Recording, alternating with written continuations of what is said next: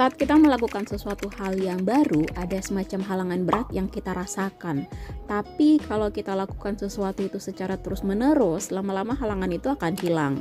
Itulah kebiasaan segala sesuatu yang terus-menerus kita lakukan, lama-lama akan jadi otomatis, tidak akan menjadi halangan lagi buat kita. Di sini aku punya cerita. Bulan lalu ada sepupu yang pindahan rumah. Nah, rumahnya yang tadinya besar sekarang jadi agak lebih kecil.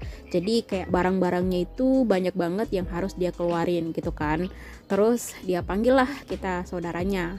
Ayo dong, ada nggak nih yang mau ambil barang-barang dari rumah? Ya, mendingan cari barang yang betul-betul berguna buat kami pakai gitu kan. Jadi begitu pas lihat ada satu alat olahraga yang oke nih, yang bagus kita bawa pulang, alatnya ramping, udah gitu bisa bergerak seluruh badan gitu. Jadi bagus untuk kesehatan juga. Tanpa listrik, wah ini oke kayaknya, ya udah kita bawa pulang. Nah, pada saat awal sekali pakai barang itu rasanya berat banget, kayak naik sepeda, tapi kita ngelewatin jalan tanjakan gitu ya.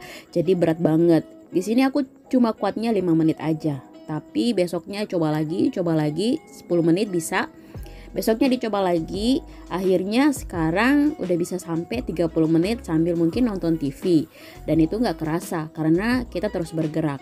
Jadi yang tadinya berat buat kita lakukan dan itu menjadi halangan, itu rasanya yang tadinya 5 menit itu capek banget, dan sekarang 30 menit udah nggak berasa gitu ya. Malah sudah terbiasa.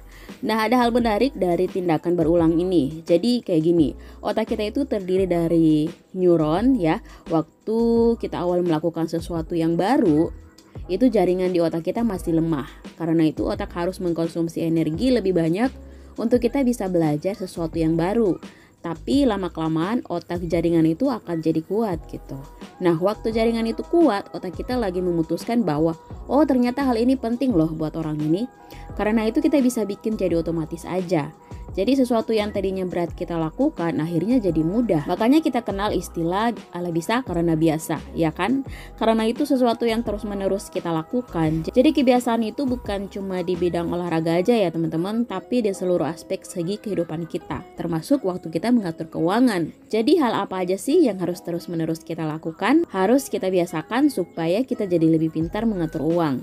So, tetap stay di video ini ya teman-teman, karena aku bakal share ke teman-teman semuanya. Oke, kebiasaan yang pertama yaitu membuat budget. Budget itu awalnya memang ribet ya teman-teman, terutama buat orang-orang yang kayak aku dulu yang bener-bener nggak pernah bikin budget.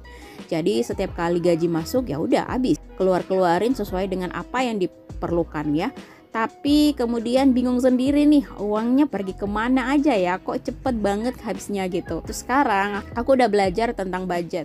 Terus aku udah mulai biasakan aja setiap kali gaji masuk lalu dialokasikan. Nah, sekian persen harus untuk kebutuhan sehari-hari, sekian persen untuk sekolah anak, sekian persen untuk tabungan, sekian persen untuk investasi, untuk orang tua, untuk berbagi, untuk apa lagi terserah ya. Semuanya pokoknya ada pos-posnya masing-masing. Jadi dengan begitu sebetulnya kita jadi lebih baik mengatur uang. Memang awalnya agak-agak susah ya, susah banget. Tapi begitu terbiasa, lama-lama jadi biasa ya teman-teman. Oke, kita masuk ke kebiasaan yang kedua, yaitu kebiasaan tidak berhutang. Nah, di zaman sekarang ini memang hutang itu sulit banget untuk dihindari ya teman-teman. Berbagai macam kemudahan disediakan di depan mata kita. Kalau uang kita nggak cukup, kita masih bisa pakai pinjol, kita masih bisa pakai pay later, kartu kredit, dan lain sebagainya. Sehingga akhirnya barang-barang di rumah kita itu numpuk ya, pikiran kita jadi stres gitu, dikejar-kejar debt collector, karena kita membiasakan diri untuk belanja di luar kemampuan kita. Sesungguhnya seperti itu kita mesti biasakan untuk tidak berhutang ya, setiap kali kita mau beli sesuatu. Tapi misalkan uang kita nggak cukup, ada dua solusi. Yang pertama yaitu tunggu sampai uangnya cukup. Yang kedua, nggak usah beli aja ya. Awal mulanya memang agak susah banget ya teman-teman, pastinya karena barang itu kayak mau manggil-manggilin kita untuk bawa pulang, ayo dong bawa pulang aku gitu ya kan. Ya, tapi kalau kita biasakan lama-lama pasti akan terbiasa juga. Dicoba aja dulu ya teman-teman. Baik, kebiasaan yang ketiga yaitu kebiasaan bertanya sebelum membeli. Nah, ini ada kaitannya dengan kebiasaan yang sebelumnya tadi ya. Jadi kalau kita biasakan untuk bertanya sebelum membeli itu, kita sedang membangkitkan kesadaran kita supaya kita nggak asal beli, nggak asal keluarin uang gitu aja. Nah, di sini aku juga pernah post videonya ya, nanti aku pasang di atas. Jadi teman-teman bisa cek videonya. Jadi ceritanya itu tentang bertanya dulu sebelum membeli barang ini. Karena gini loh, pertanyaan-pertanyaan seperti ini. Ya ini kebutuhan atau keinginan sih sebetulnya, atau mau ditaruh di mana barangnya nanti.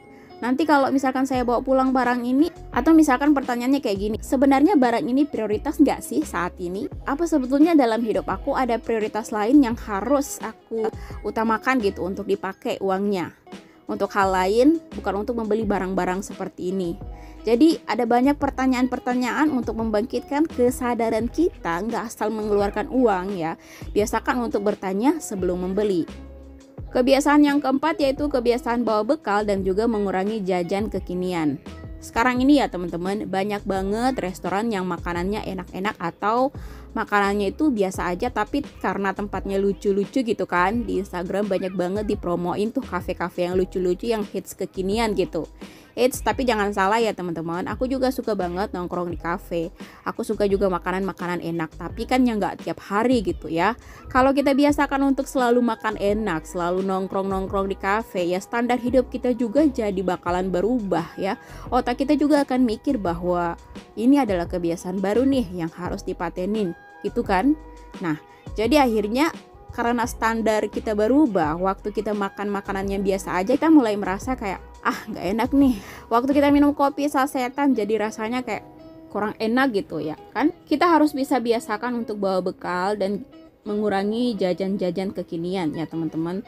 Coba kita berhitung nih, kalau misalkan kalau seandainya satu kali makan di restoran sama minum kopi gitu ya, ya bisa mungkin habis sekitar 100 untuk satu kali datang. Tapi kalau misalkan 100.000 itu kita pakai untuk belanja di pasar, itu bisa buat 1 minggu untuk 1 orang. Bener kan?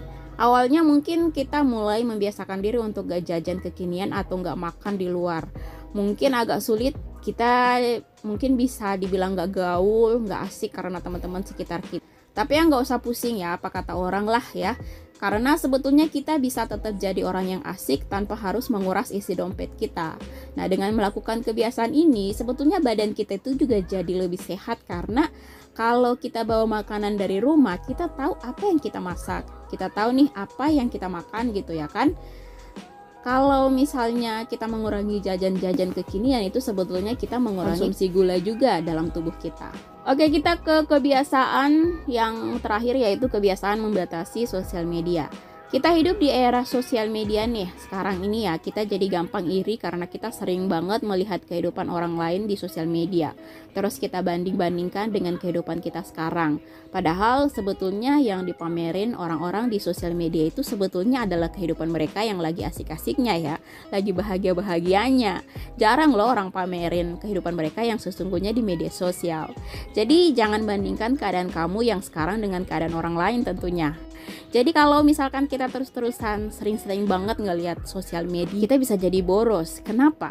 Ya karena kita jadi pengen untuk bisa jadi seperti apa yang orang lain pakai, apa yang kita mau, ya apa yang kita mau juga gitu ya. Yang membuat kita akhirnya jadi beli ini, beli itu yang sebetulnya tidak kita butuhkan. Ya di sini kita mesti kontrol, harus bisa membatasi sosial media kita.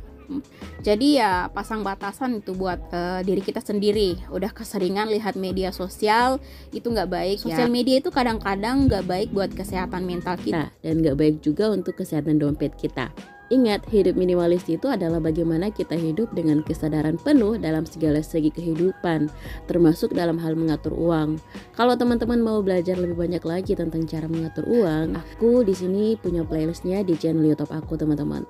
Oh ya, terima kasih ya buat teman-teman yang sudah nonton sampai di akhir video ini. Kita ketemu di video selanjutnya. Wassalamualaikum warahmatullahi wabarakatuh.